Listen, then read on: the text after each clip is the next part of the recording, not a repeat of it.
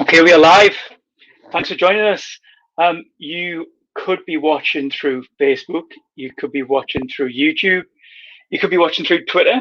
So whatever your weapon of choice is, thanks so much for joining us. Hey, it's been a cracking day here. So if you're in the garden, on the decking, with the gin in your hand, I don't blame you. But as long as you're here, that's good for me.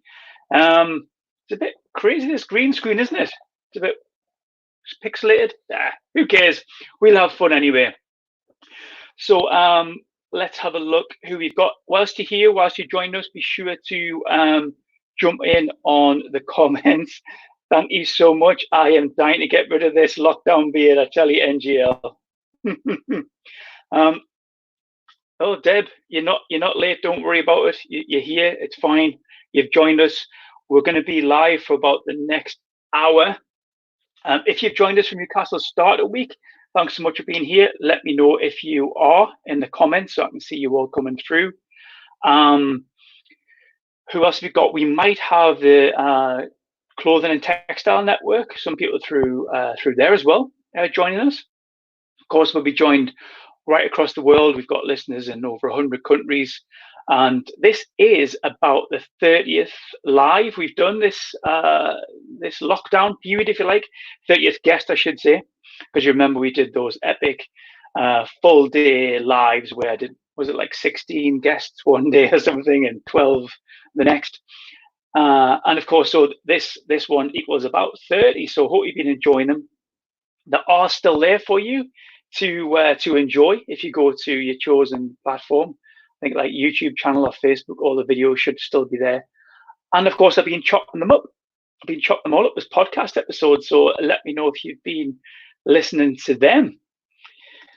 So, Sue, are you from New South Wales or are you from somewhere random in the UK? It's got to be New South Wales, hasn't it? It's got to be. Let's make these comments a little bit bigger, shall we? Let's see if we can do this a bit better. Let's use this for the comments because look, we can see them. We can see you all coming through. There's Mr. Lancaster. Thanks so much. So Paul's done a cracking job. Paul and Sarah this week running Newcastle Starter Week online. So unfortunately, we couldn't have it in person, but we will be doing it in September. We'll be there. I'll be speaking on day one, which is Inspiration. It's always a fantastic 5-day business festival. So I know a lot of people who've bought tickets for the online will be here, will be joining us tonight for this. I can see you all coming in on the live feed. Okay, who else have we got? New South Wales, Newcastle Starter Week, not New South Wales. What am I about? What am I about? Newcastle Starter Week, how could I forget? Right, so if you are coming in, let me know in the comments that you're here. Thanks for joining us, Carl.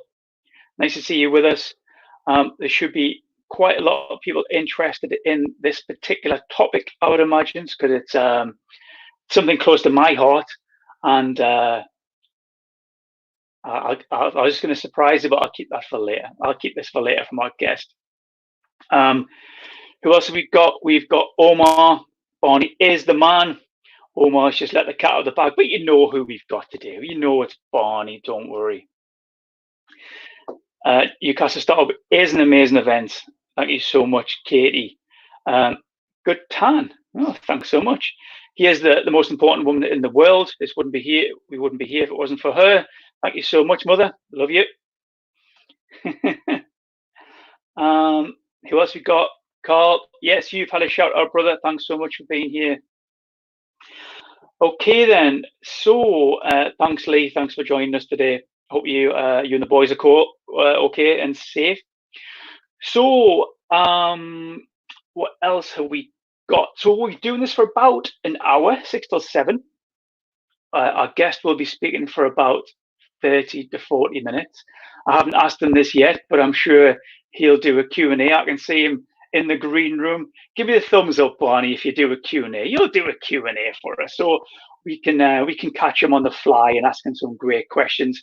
And again, I can also fire them up just like this. Hi, John. Nice of you to join us. So get your thinking caps on for the next half hour whilst me and Barney have a good chat. And what we can do is we can give you the chance to ask Barney any questions yourself. So shall we kick off? We've got a good number in the room. Of course, you can watch this again should you want to. It'll be there sitting on the social channels anytime you want to rewatch, and I'll chop this up as a podcast as well. Okay, let's bring our guest in. So why don't I give you a nice introduction?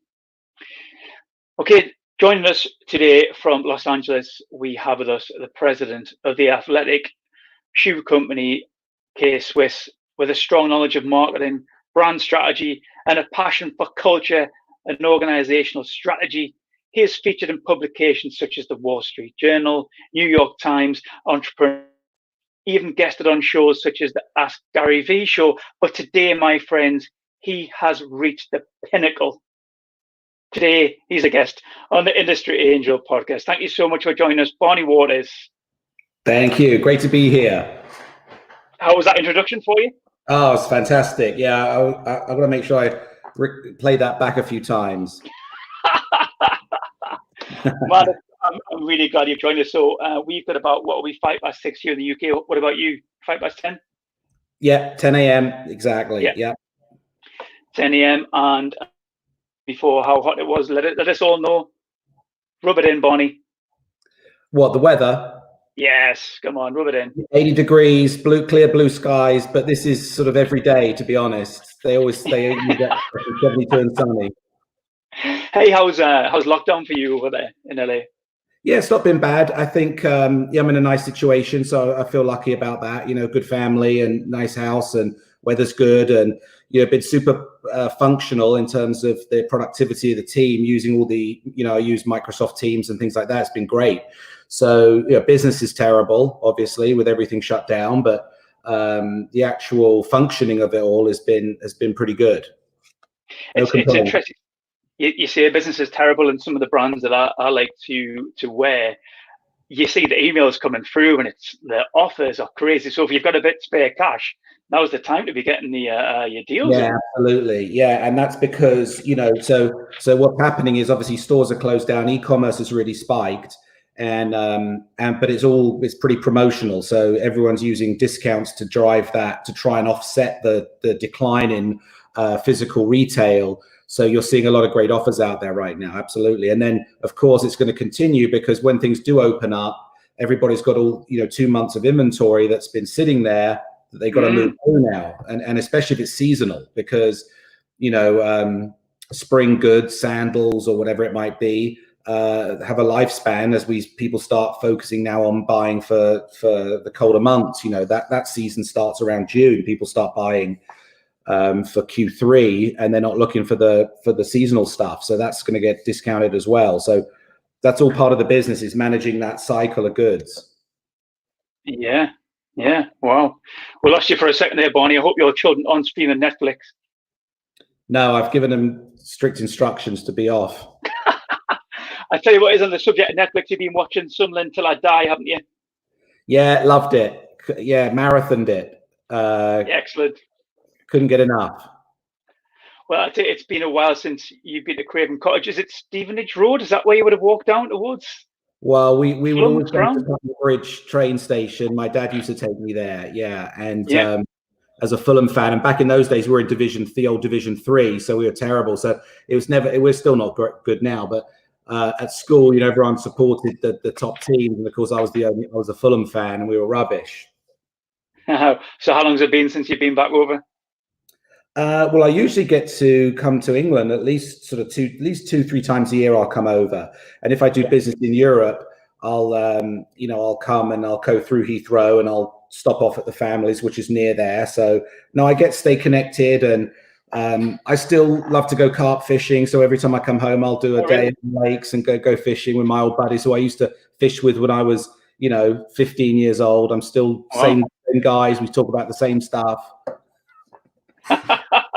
Nothing much changes there. No. So actually, why do you tell us a little bit about that? So you mentioned you were carp fishing. What do you do in LA then? What's your hobbies now? Oh goodness. Well, now I think it's so different out here. And I loved, I sort of grew up in south of London, so leafy suburbs. So I used to like go into the forests and all that, and go fishing and walking around. And there's none of that out here. It's all dusty desert type, so it's really different. But here, we go to the beach.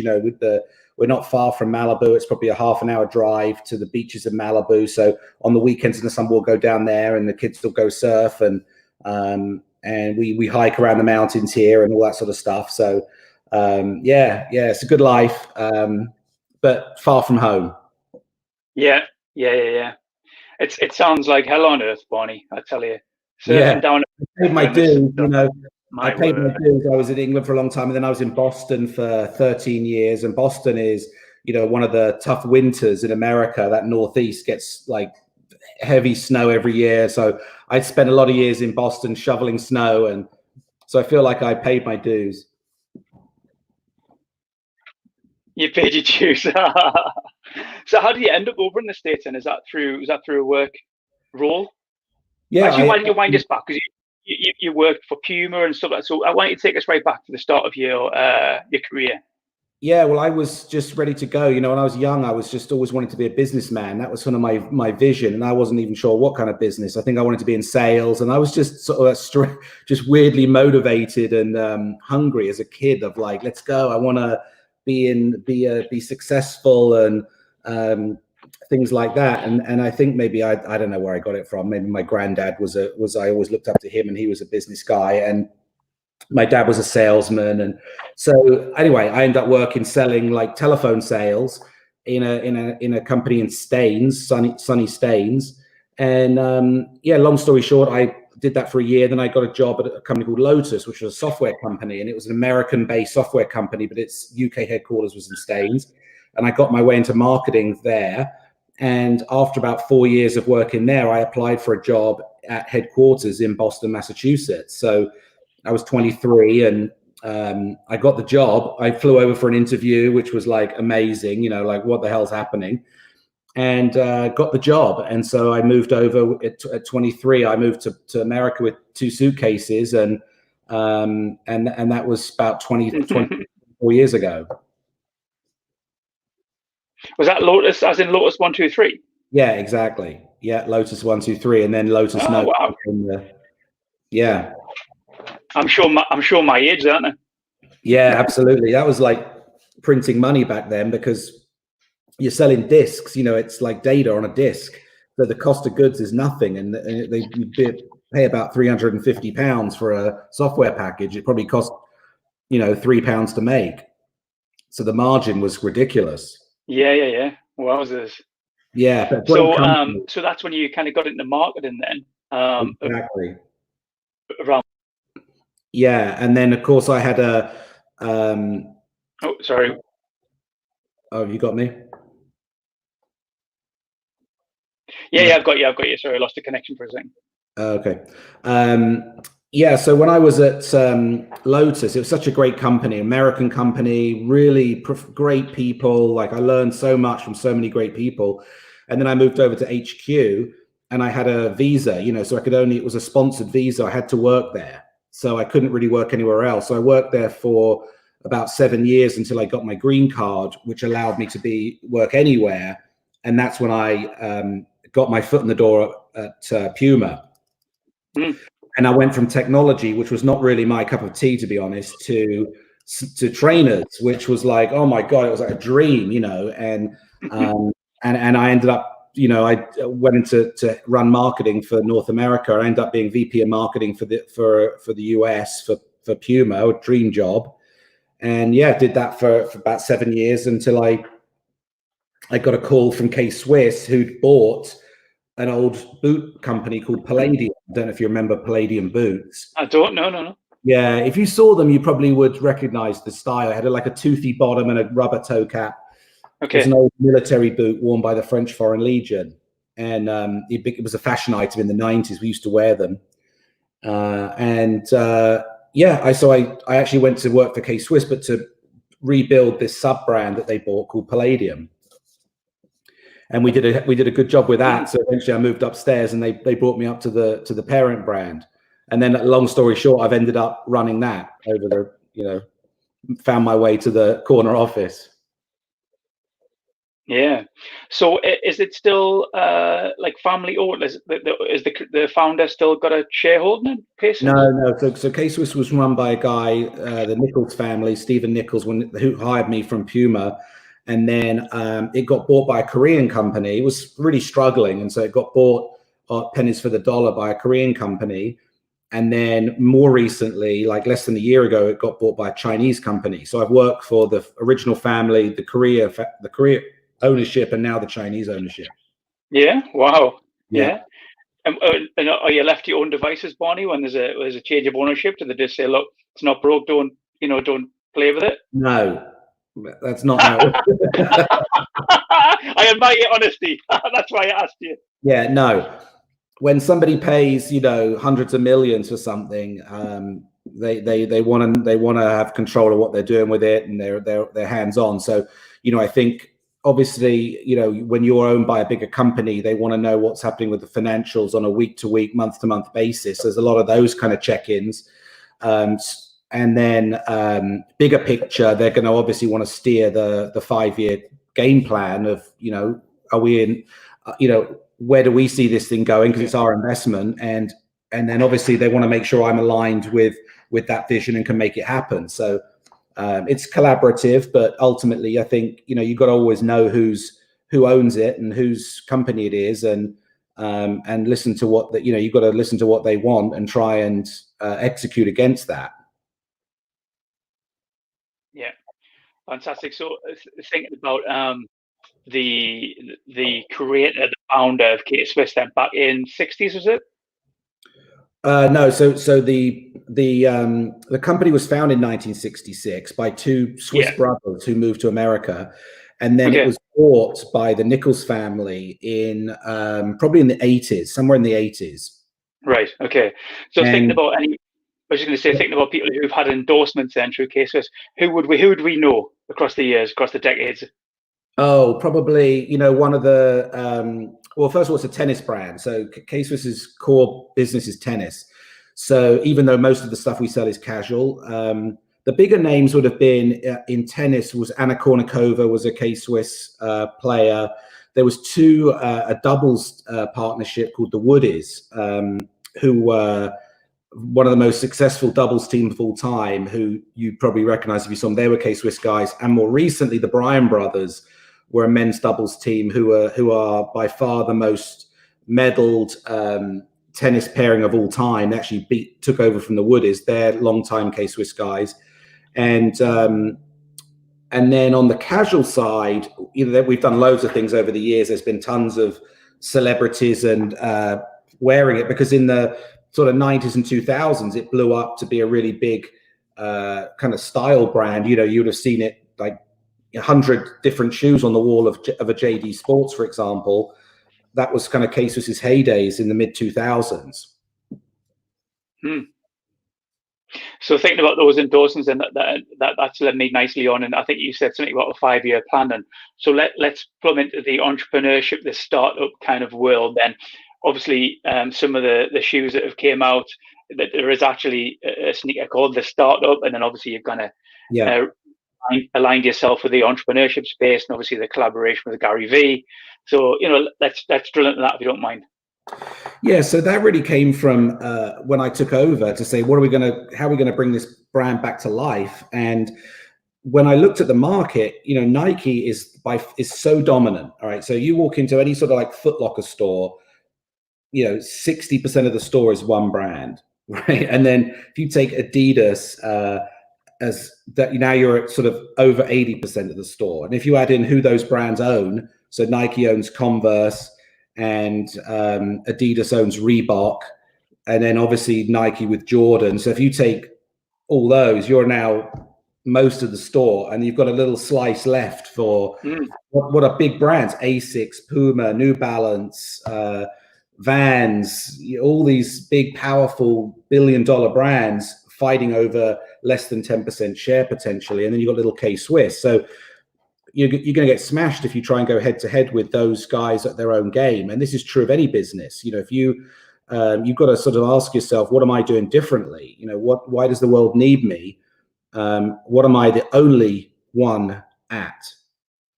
And so looking at sports, sneakers for sports, I'm like, there's no way anyone's going to want to, I can't win with K-Swiss. And then if you looked at what happened in the industry, Adidas had really moved and shifted the attention to celebrities. So they signed Kanye and Farrar and 2 Chainz, and they're doing tons of this stuff. I think in the UK, they probably had like Stormzy or someone was wearing the so they sort of said, hey, athletes are a little old fashioned. Let's shift to these new heroes of youth culture, which are the rappers or the musicians. And they stole a lot of energy from Nike by doing that. And I thought, there's no way I can beat Adidas at who can sign the biggest rapper. And Puma was also at the same time then signing Rihanna and The Weeknd, and it was like an arms race of who can sign the biggest celebrities with Adidas and Puma, and who can be the most core sport between, say, Nike and Under Armour. And for me, I just knew that we couldn't win at either of those. So we said, look, there's a third path here that is entrepreneurship. And if you actually really talk to young people, they're not trying to just be the best runner or a rapper. They actually want to be CEOs now and run businesses and build brands. And it's almost like the new aspiration of young people is entrepreneurship. And by recognizing that little potential thread, we said, let's line up against that and make our muse the young entrepreneur, and it will give us an open lane. So we say, hey, you want to be the fastest runner? That's cool. You should go talk to Nike. If you want to be the cool kid at the party, then this is your brand. But if you want to be the boss, then you should listen to us. I'm just laughing because I was talking to you yesterday about Nike, and I made a bit of an error. I went running with a Nike hoodie on for a K-Swiss video. Yeah, great move. Sorry, man. But hang on. I haven't even seen the video yet. But hold on.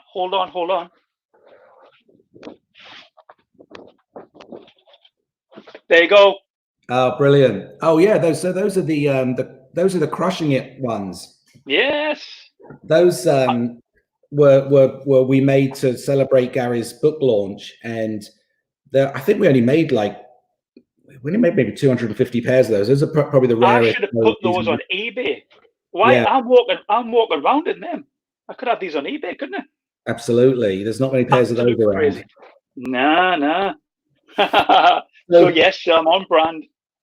Yeah. So once we'd honed in on this idea of entrepreneurship as this sort of new aspiration of young people, and it gave us this really fresh voice that no one in sneakers was using, because it's like a formula, like sneakers or trainer plus athlete equals marketing. We just flipped it. And then I reached out to Gary Vee, because we were thinking, who's our Jordan? Okay, so who's the face of this? And I was sort of looking for you need someone who's young and cool looking, someone who's got that appeal. But there was no one that was kind of got that image, but was also a legitimate entrepreneur. And all roads kept pointing to Gary Vee, but he was not your typical sneaker endorser, because he's 40 years old, and you know what I mean? He's dropping F-bombs all the time. But the more I looked, there was no other choice. It was him. He was the voice. And so I reached out to him and said, let's make the first signature sneaker for an entrepreneur, because that will really twist people's heads.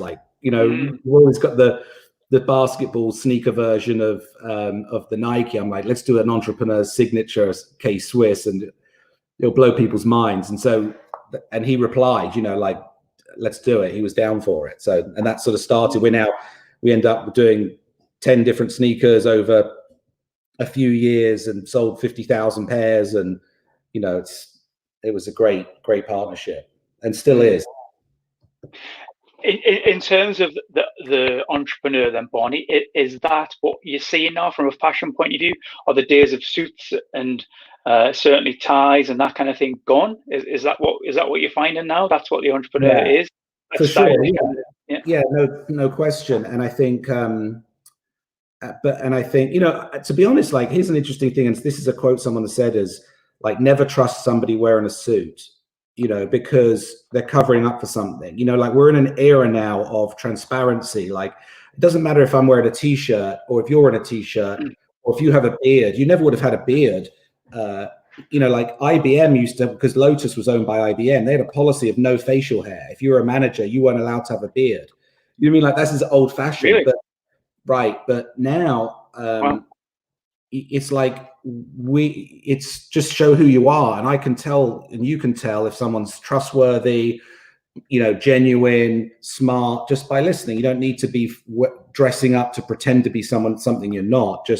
And I think that transparency is a greater cultural trend that we're seeing, not only in people, but also in businesses and brands. Like, people want to know who's working there. It's not like a faceless gray company anymore. It's like, let me hear you. And that's why we do things like this, is like, we'll tell you what we're thinking and who we are, because consumers kind of want to know before they give you the money, like, do you share my values? Are you good people? Yeah, 100%. It is, I'm a bit strange. I love social media, and I'm strange in terms of, before I buy a brand, I'll jump on and I'll look what their values are like through some of their social content. A lot of tweets, and even things like, I don't know, like Anchor, for instance, who do speakers and headphones and things like that. I really want to know if they're engaging, and if it's also all broadcasting. I want to see that two-way street. I want to see the engagement and answering back with. Is that something that K-Swiss has a policy for, from a social media point of view? Are they listening as well? Yeah, absolutely. I mean, well, first of all, I've got a great social community manager who's probably listening in, Omar Presswich. So, and I found him through the Gary Vee thing. He was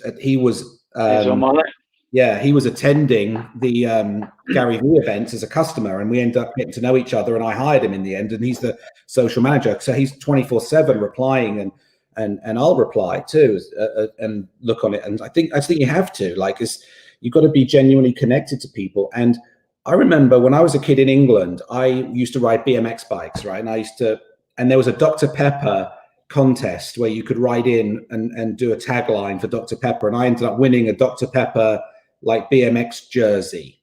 Yeah, I was probably 10 years old, right?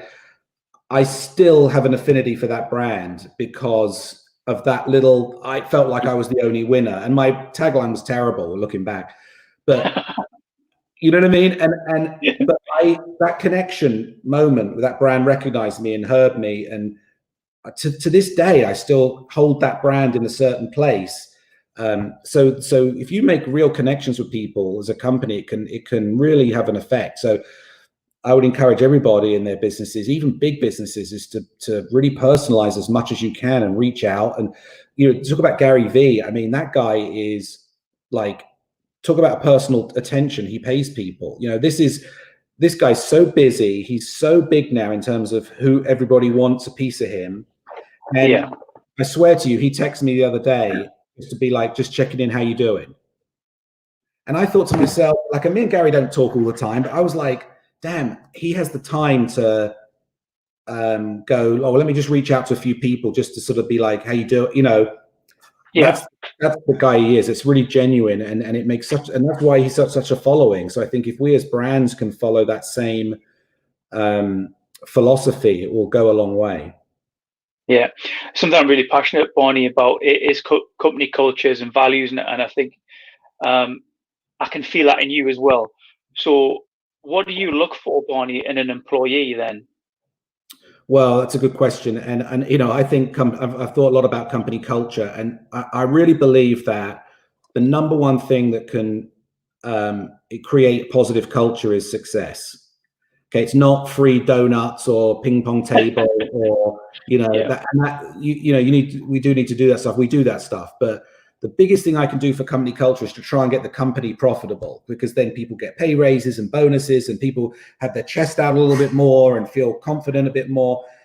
So driving the company towards profitability or hitting your targets is the number one thing any executive can do for culture. And I'm not successful at that all the time. I'm working towards that. I'm not saying I've nailed that one. I'm blood, sweat, and tears every day. So that's the biggest thing is try and be successful, because everyone wants to work for a winner. And that's definitely, maybe that's an American thing too, because American culture is very much about success and winning and personal. It's very like sort of self-focused on success culturally here. But in terms of people, I think the number one thing is I want someone who's passionate about K-Swiss. So I will take that over smarts any day of the week. So if somebody comes in and goes, hey man, I've listened to your vision of this thing, I've followed the Gary Vee stuff, I'm like, I used to wear the brand back in the day. Like, I want to be part of this. I'm like already thinking, I want this person. Somebody comes in and says, hey, I've got a PhD in this, that, and the other, and I've worked at Nike for my whole life, and K-Swiss is a bit shit, but I'll give it a crack. No, not interested. You know what I mean? So you need believers. That's the biggest thing when especially when you're working with brands, and when you're staging a comeback or trying to bring an old brand back to life. You need people who really believe in the vision and the mission. It sounds a bit corny, but it's so true.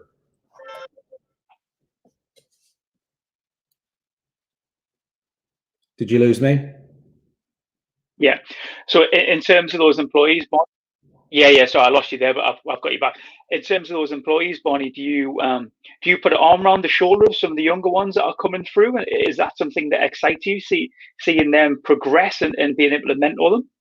Absolutely, but only, I'm pretty selective with that. I think it's like you can see who the people are who really care, and if you care and are trying to get somewhere, then absolutely I'll spend a lot of time with you and coach and do all of that stuff, because that was me. I was that. It was like I used to be young and hungry and a go-getter, and now look at me. I blink my eyes. I'm old and washed up. But that used to be me. I was the youngest in the room every meeting, and I look back and I know all the people who I used to like look up to and follow and try and emulate.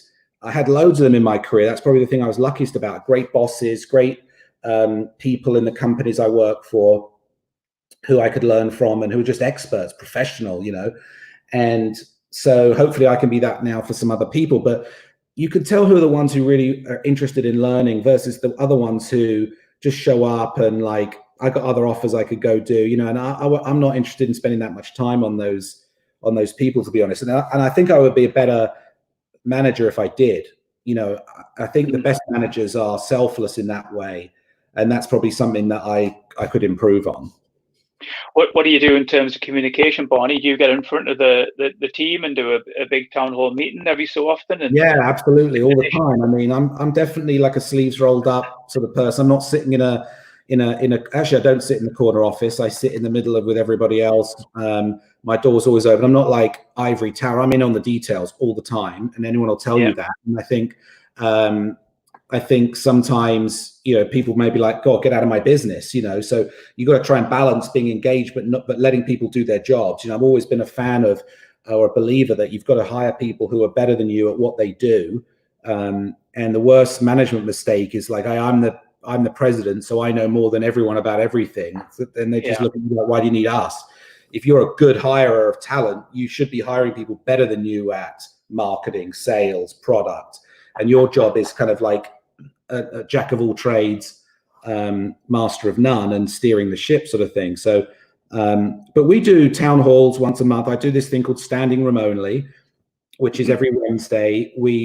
No one sits down, so everyone just gathers in an area of the office, so that it's quick because no one sits down, right? So it's like 10-minute, 15-minute, and I'll go, here's what's happening this week. Because I realized that people were saying, we got some feedback from people, and they were saying like, yeah, we don't know what's going on. We're here working, but we don't get enough communication. I'm thinking, my God, there's only a cluster of us that work together. How can you not know what's going on? But it was true that people weren't hearing the bigger picture of, so now once a week, I'll get everyone together and be like, okay, here's the big things that's happening. And that's it. And it's just overly communicating. And we've kept that going through the quarantine. We do standing room only on Zoom, on our Microsoft Teams. And I try and just tell everyone what's going on. Again, transparency, communication, honesty. People appreciate that, I think. Could you change that, Barney, just for a laugh and just do plank only? Yeah, exactly. Just everybody. It'd be the shortest meeting ever. It'd be under 30 seconds for me, I can tell you that. Listen, we're talking before about ideas and ideas around social. Who's taken the plaudits for the Kenny Powers YouTube videos? Well, that was before my time, and Right, okay. and that was actually, I think that was when I was at Palladium. So I was in the building, but I was downstairs working on my own brand with a small team. About 5 of us were doing Palladium, but that Kenny Power stuff happened upstairs. And I'll tell you, looking back, it was one of the most viral campaigns. I mean, it was brilliant creatively. It didn't move the needle for the brand. I can also tell you that. So, wow. No. From an ROI point of view. It was fantastic, right? So I think it was great for Kenny Powers and it was great for the show. But for K-Swiss, I think if I actually look back and it's easy to criticize somebody else's stuff, but you've got to have all 3 legs of the stool in place for that thing to work. And I think the marketing there was way ahead of product and sales. So the marketing team created this magical moment of awareness that everybody was talking about this campaign. But then if you walked into a store, you never saw the shoes. And so the demand you created, you couldn't fulfill. Do you know what I'm saying? And this was pre kind of e-com being an obvious place to go. You walked into a Foot Locker, there was like 1 shoe on the shelf. And so even though you may have been top of mind, you've got to then make that connection at the point of sale that somebody then sees a picture. Oh, I've seen that thing and maybe I'll pick that shoe up. And then the other thing is that shoe itself that was kind of behind the campaign was not really, I would say, up to snuff in terms of the trend of the time. So again, I'd say like 10 out of 10 for the marketing team at that time. And then, but the other 2 legs of the stool were not aligned. And so it didn't really move the needle. And that's probably the learning from that. That's really interesting. I think if anybody wants to have a look, it'll probably be on YouTube to have a look out there. They're pretty crazy. Yeah, amazing. Thinking about the brand then, Barney, and obviously you've touched upon the focus on entrepreneurship and startup. Does that dilute the other aspects of the brand, or do you go all in and say that's what we want to be known for now? Or like we're no longer doing tennis, we're no longer doing running or whatever. It's this. Yeah. So that's a good question. So the roots of K-Swiss is a heritage American tennis brand. Okay, so that's the K-Swiss is 1966, founded in California for tennis, right? So that's the foundation. But it's not enough to, like, nobody gets up in the morning and says, I want to be a heritage American tennis person today. It's like, it's factual, but it's not, it's not somebody doesn't want to buy into that. Do you know what I mean? Yeah. So I think it's really a case of modernizing those values. So you can't then suddenly go from being a tennis brand to say, hey, I'm going to suddenly be something totally unrelated, because consumers, once they get something in their mind about what you are, it's really hard to change it. So you have to almost just like make minute shifts to like take people with you on a journey to something new. They're like, okay, I'll go with you here because it kind of passes what I think the brand is. Yeah, that sounds about right. So if you took heritage American tennis and this idea of the country club and this idea of preppy, and I'm not sure, do you know what preppy is? Like, like a little smart, the country club and the tennis club is the leather couches, the dusty trophy cabinet. It's affluent, it's premium, it's tennis, it's like older guys negotiating business deals, right? And it's rich. So those are good old-fashioned values. But what if you modernize them? And the modernization of that country club is like a shared workspace. It's like a WeWork, or it's a Soho House, or some of those like clubs. And that's now where young people are going and doing the same thing. They're smart, they're rich, they're negotiating business deals, they're networking, and now it's multicultural, it's dual gender. There's female CEOs, there's all different types of looks of people who are running businesses. And so I think the idea of being entrepreneurial is the modernization of preppy in my mind. So no one wants to live in a museum, but they were like, okay, I respect that K-Swiss has heritage and authentic roots, but like, what does it stand for today? If I wear this shield, what does that say about me? Okay, well, someone sees me wearing K-Swiss now, they might go, oh shit, Gary Vee and the entrepreneur thing. And if somebody sees that shield and goes, oh, you run a business, like what's your hustle? Then, right now, if I see someone wearing Under Armour, I might be like, or if I see someone wearing, say, like a Hoka or Asics, I'm like, oh, you're a runner. Oh, do you do any marathons? Whereas if I'm wearing K-Swiss, I'm like, hey, you go into the Newcastle startup thing, whatever, the New South Wales. New South Wales, what was I thinking of? I've been watching Newcastle Startup Week all week. My mind trying to run this is hard.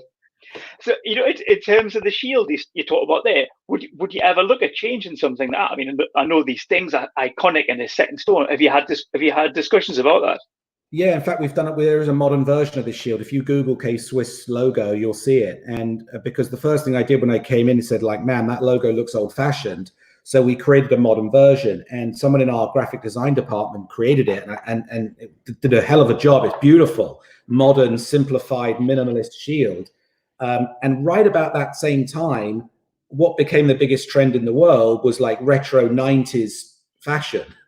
So, the feelers, the LS all came back. So I modernized the shield right at the time when the old heritage shields had its highest value. So my timing was terrible. So in the end, we've sort of lent back to the old shield because retro athletic is so respected. Yeah. Right? But in our back pocket is this new shield. And I think the way I best would describe it is you don't want an old 90s shield representing the company. We want to be a modern, dynamic company that has heritage product in our portfolio, not heritage old company. You know what I mean? Like everybody's shifting toward these dynamic, direct-to-consumer, progressive brands. They're disrupting every industry, right? So for every old Samsonite, there's an away luggage, or and why are people gravitating towards away versus the older? Well, because it's new, it's fresh. You know who the owner is. You've heard their story. They're doing it really good value because it's direct to consumer. They're using conscious materials. They're transparent, right? All of the good things. So how do we have to, as a old company, or not an old company, but an old brand, a heritage legacy brand, is can we act as dynamic or even more progressive than those DTC brands? And that's what I think about every day. What do you think when you hear things like this, Barney, from I think it's just Phil? When I hear of K-Swiss, I think of Gary Vee. Only exposure I've ever had to K-Swiss. What does that say to you? That says I did a good job. I mean, I was hoping to. I mean, there you go. I mean, the thing is like that. So Gary brought him in the door. Sorry, I forgot his name. Phil, I think, on this one. Yeah. Phil. Yeah, it's a good point from Phil, and that's true. And so number one is that was my intent, is Gary Vee would bring eyeballs to the brand. So good job, we got Gary in the door, but now we have to like keep him educated and entertained on, okay, what else do you got? Gary Vee's the hook. But now we have to deliver great product. We have to continue storytelling. And it has to still have that vein of entrepreneurship through it, so that you don't hook someone with entrepreneurship and then talk about tennis all the time, but still have the bones of the DNA of what you stand for going through that thread. So if you look at our social channels or our Instagram, you should see a combination of like a preppy vibe with some entrepreneurial language in there, and some tennis, and then if we're doing that, then that's we're delivering on what we're trying to do. No pressure, Omar. You just sort all that out for us. When you say that he's going on, you're doing Instagram lives and stuff, and obviously, Barney, you've done podcasts before, and so content creation. Do you see that as a vital part of a brand? Yeah, absolutely. We built a podcast studio in our office, like, I don't know, over a year ago. I did it myself. I think I actually got the little foam squares from Amazon. Those acoustic tiles you've got over one wall. It looks cool. In the studio, it looks great, right? And I hung the shelves in there myself. I bought some of my art from home, hung on the walls, and created a podcast studio. And we just started creating a show. It was called CEOs Wear Sneakers, and we would interview young entrepreneurs. And I'm telling you, this is going back, over a year. And that's content creation. It's like, why not? And we created a show called Inside K-Swiss, where we would do a vlog following that Gary Vee model of like what's happening at the brand. Because I'm thinking, here we are as a group of young people, myself excluded, in downtown Los Angeles, trying to bring a sneaker brand back to prominence.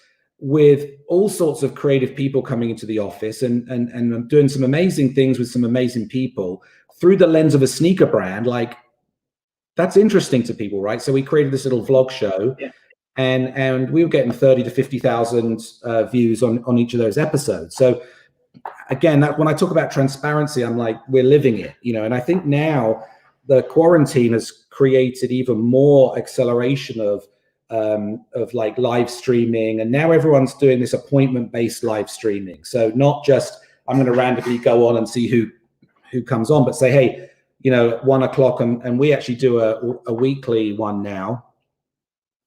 But I think what we've got to do, and this is the direction I'm going, is to actually brand our content into show formats. That's, to me, where I want to take this, so that instead of doing a weekly Instagram live, is give it a purpose of that. Maybe it's about sneaker design, and it's like our sneaker designers go on and do Q&A or take you through the journey of designing a shoe, and call that show something about, you know, inside the cobbler's shop.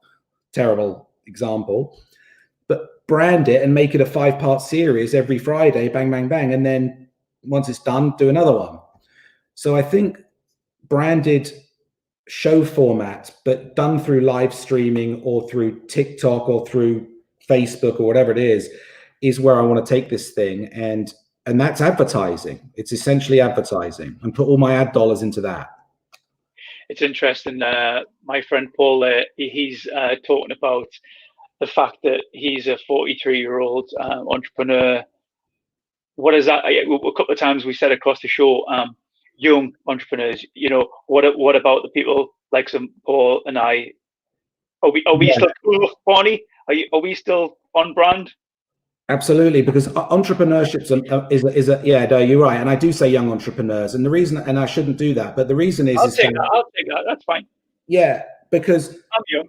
The truth is like, young people aspire up and old people aspire down, and we're all trying to be like a 25-year-old. Okay, so teens want to be older, we want to be younger, and the actual core group you want to sort of emulate is this middle set. Even though if I position myself, say I'm this, you're going to get both the others too. Okay, so in other words, don't market to me like I'm a 47-year-old suburban dad, because that is what I am. But I think I'm a global, cool, you know what I mean? If don't market to me directly at me, go above me, and I think I'll aspire to think that's what I am. You know what I'm saying? So it's interesting. It's interesting because Gary talks a lot about his age as well. He says he's got so many years left. He feels dead young. I feel young. Here's Nicholas, who's a similar age, saying she feels good and young. And entrepreneurship's a mindset. That was my main point. It's not about how old you are. It's like you know, there's like kids at 10, 12 years old who show up to events, who are running their own businesses and making little brands, and there's people in their 60s who are branching out and doing great things. So it's definitely a mindset. And to be honest, K-Swiss is consumer slightly older anyway. You know, that once you get down to that 18 to 22-year-old, especially in the UK, it's so difficult because they're so focused on like one brand. It's like everyone's wearing the same Nike shoe. And God forbid you step out in something different. Everyone's like, oh, what are those? You know, it's like just following this like same formula, and everyone thinks they're influencers, but they're all wearing the same stuff, down to the style and the colorway. You know, like there's not a lot of prizes for being unique in when you're young. You know, it's like 9 out of 10 kids just want to fit in, and so it's a tough place to win.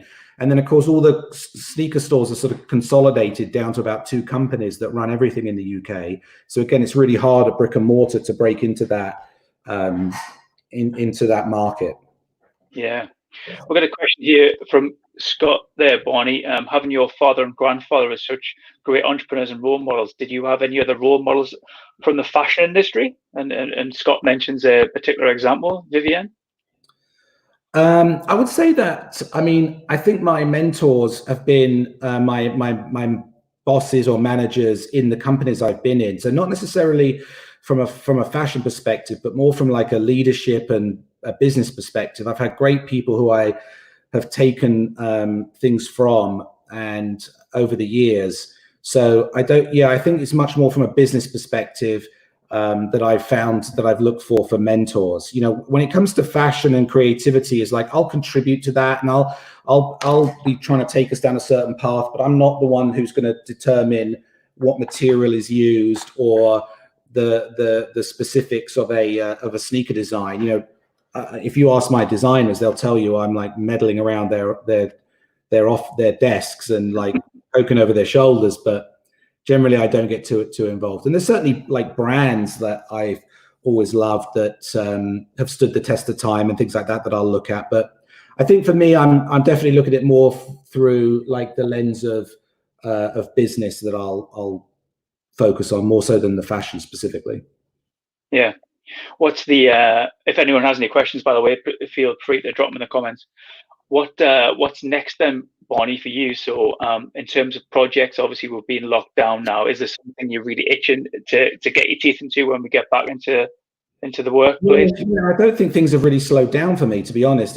It hasn't really stopped us by being home. I think the technology is just working so well, and it's been so functional, you know, in terms of how we're able to still work together as a team, that I don't think that's really anything is waiting. You know, we're still doing everything. I think the biggest thing for us is we're going to launch in China. So our Chinese ownership that bought the brand, bought it to really execute it over there. They have their own brand called X-Step, and they have 6,400 stores, like X-Step stores that are head-to-toe running brand, a running brand that's domestic China only. So it's probably the biggest sneaker brand you never heard of. So their goal now is to add to that the American sneaker brand that they'll bring over to China and start opening K-Swiss stores. So a lot of the work we're doing now is in terms of product design and marketing, evolution of the brand position is to get ready for the China launch in mid-21. And will the design be different for the Chinese market? There'll be some, like, you know, I think nowadays everything's so global that your core product line is the same globally. Say it's like 80%, 70 to 80% global consistency and 20 to 30% regional special product that just responds to local market trends.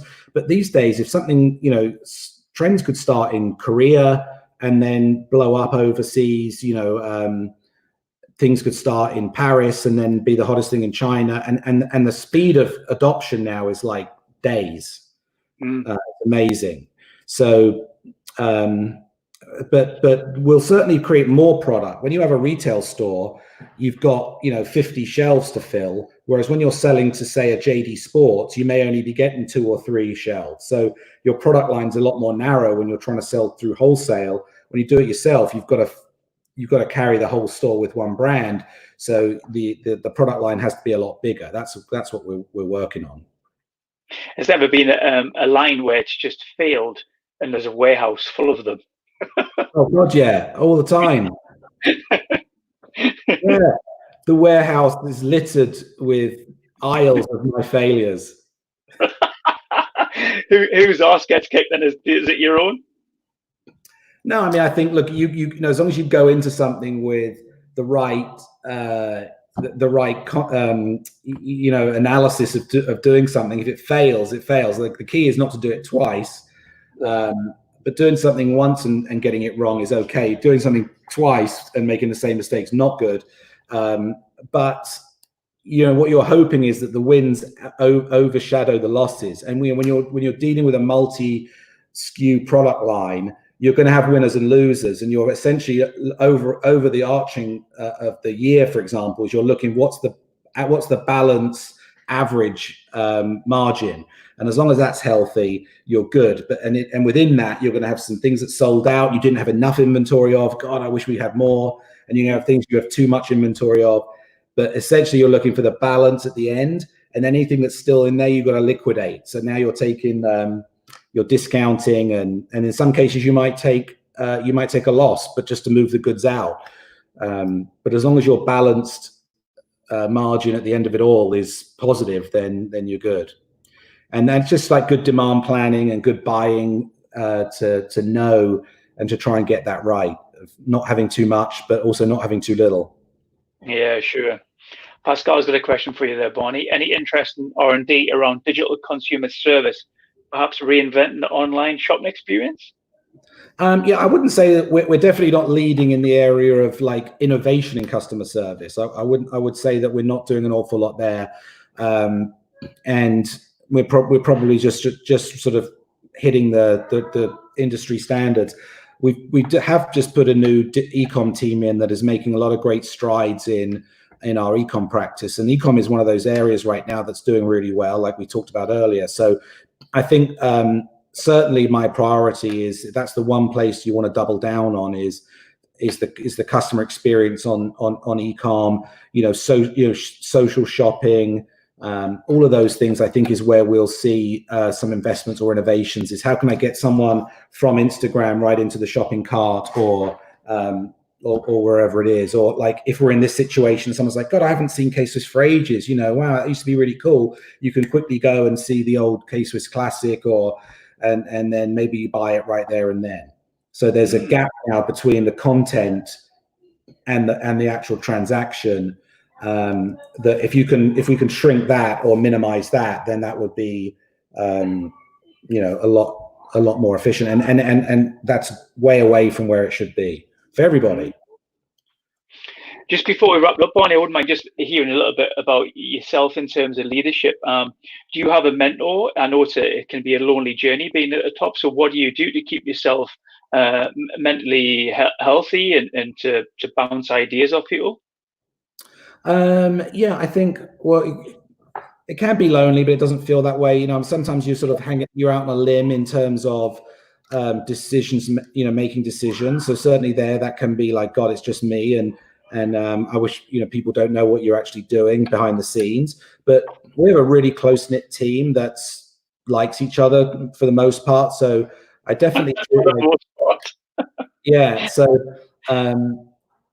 generally it feels like a fun journey. My career, I love my job. I love going to work because it's great people and we're all kind of trying to achieve the same thing. So from that perspective, I think it's not lonely at all. I think in terms of bigger decision making, it can be tough, but like it's a choice. I've chosen to put myself in this situation. It's like, I always think, am I thinking big enough? Am I doing things? Am I not shying away from tough decisions? Or if things are tough in terms of having to make big decisions, I'm like, that's what I'm here for. That's don't complain about it. That's what people are relying on you to do that. So step up to the challenge sort of thing. Mentorship from leadership nowadays, it's not really people. There's no one I really phone and go like, am I doing the right thing? If I do, that's really family, to be honest. That's my wife, that's my sister, that's my stepfather. I'll talk to them all the time about if it's really innermost, like, God, am I doing the right thing? I'll rely on my family. And then I'll read a lot. I study a lot of books and websites, culture. I'm constantly consuming all that stuff to try and and then I'll write notes. If I find something that's really good, I'll write it down, and I'll have a lot of things that I keep that I've just pieces of information I'll keep and I'll look back on. I read books. I write my own cliff notes, my own book reports. You know what I mean? Okay. So it's a bit nerdy, but I'll read with a highlighter pen, and then when I finish the book, I'll go back and I'll write all my notes out. And then a year later, someone's like, "Did you read that book?" I'm like, "Yeah," and I can pull up my own book report. And I got a one-pager that puts all what the highlights were for me. Do you journal? No, not about life, but I did kind of for the business. Yeah. And I just ran a book club for the company. I picked 6 books during quarantine. Said pick your book, and everybody reads a book, mandatory, and then we'll do 6 book club Zoom meetings where we'll talk about what did the book mean to you and what did you so encourage the company to. Great takeaway. Last one. Participation, which was disappointing. Sorry, say again. You haven't got much participation. About 50%, which was disappointing. Oh, right, okay. Katie asked a great question here, Barney.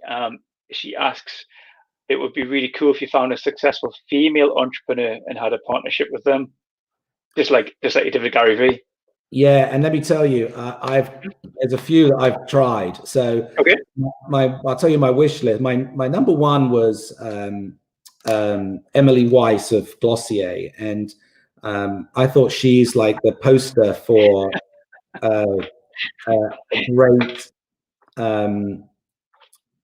female entrepreneur. And all of my efforts to have her come on do something, because she's so popular and successful right now, is like I think there was a window I could have got her to be the female Gary Vee. And I think a lot of women look up to her and her success.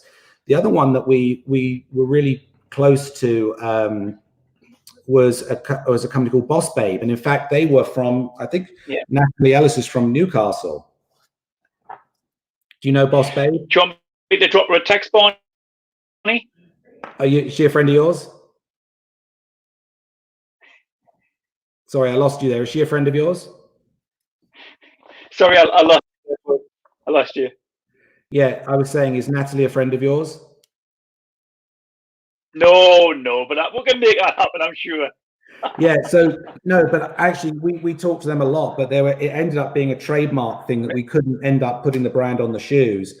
But we actually had final samples made of a shoe around Boss Babe, which I love because it's this 100% female voice about, you know, women CEOs and the other one was Girl Boss. So Girl Boss was a little too out of our price range. Emily Weiss didn't return my calls. Boss Babe, we were ready to go, had the shoes ready. They're still in the office, and we couldn't because of Hugo Boss. We couldn't do them at the last minute. So it's not for want of trying. Okay. Paul's just saying he knows Natalie. We could have sorted that out for you. Well, no, I mean, we work with her. I met her. She's great, and we were both. You know, she was down, I was down. We were ready to go. We had the shoe, but we just we couldn't put it out because of trademark issues. Anything with Boss on it is obviously like you're getting yourself into hot water, and we didn't really get that figured out till too late. So no, we spoke to Natalie, and a lot of respect for her and what she's done, and just the way she thinks and the way she operates. Amazing. How she's like she said, she was from a little house in Newcastle, and she's in LA running this amazing organization. And Ashley King. Yes, we are talking about Natalie Ellis. And and I felt like, wow, she is what I'm talking about in terms of this entrepreneur. And, you know, it's not about athletics. It's not that she's a fast runner. She's not a rapper. And this is exactly what I'm talking about. Like, I believe that people look up to her and say, I want to be like that now. I don't want to be just play for Man United or, you know what I mean? Be the next Stormzy. I want to be the next Natalie.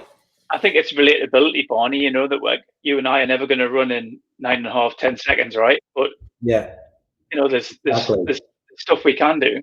We can do anything. Yeah, and you could stick, you know, and these days people are doing it. They put one T-shirt, they stick it on Instagram, and then they're like, hey, I'm the CEO of Barney's T-shirts. And in their mind, that's the CEO mindset. And, you know, fair play, you know, and that's the mindset of the person I'm talking to. And my belief is there's more of them than people who are trying to be the fastest runner in the neighborhood. I totally agree. Well, Barney, listen, thanks so much for your time. I loved your open, honest transparency. I tell you what, as we had a chat yesterday, I think what we said was you're not going to get the president of Nike, but we'll get you. And I think some of these larger companies turn like oil tankers. By the time they decide to do something, sometimes the opportunity's gone. And what it sounds like is you guys move fast, you're agile,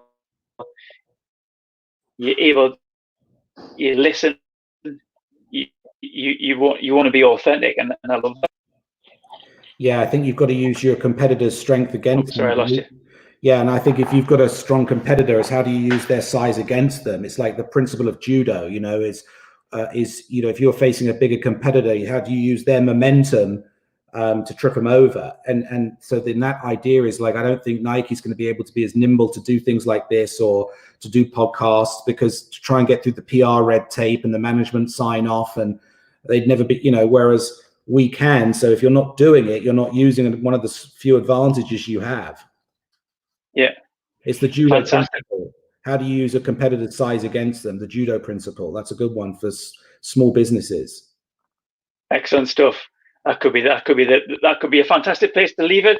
I think we should kick you out, Barney, right, out of this stream. But I'm going to kick you out with one of your own shoes. How does that make you feel? How does that make you feel? Okay, bro. Well, thank you so much, Barney. I've loved it. Okay. Thank you for having me. Thanks, man. There you go. How fantastic was that? Barney was absolutely amazing, and that's going to make a wonderful podcast audio interview for you to listen to whilst you're running and riding, because there's some absolute gold in there. I'm going to listen to that back as well and do what Barney says in terms of writing these little cliff notes. I'm sure there's a few notes for us there. Thanks so much for engaging online live. I know these get watched multiple times back when it's not live. So thanks so much for continuing. Thanks so much, Katie, Ashley, Pascal. Great stuff, Paul. As if you've just used a shoe. Yeah, I wonder if that's the first time Barney's been kicked with one of his own shoes. We'll never know. We'll never know. Okay, well, thanks so much, guys, and I look forward to live streaming with you again soon. Okay, take care. Be safe.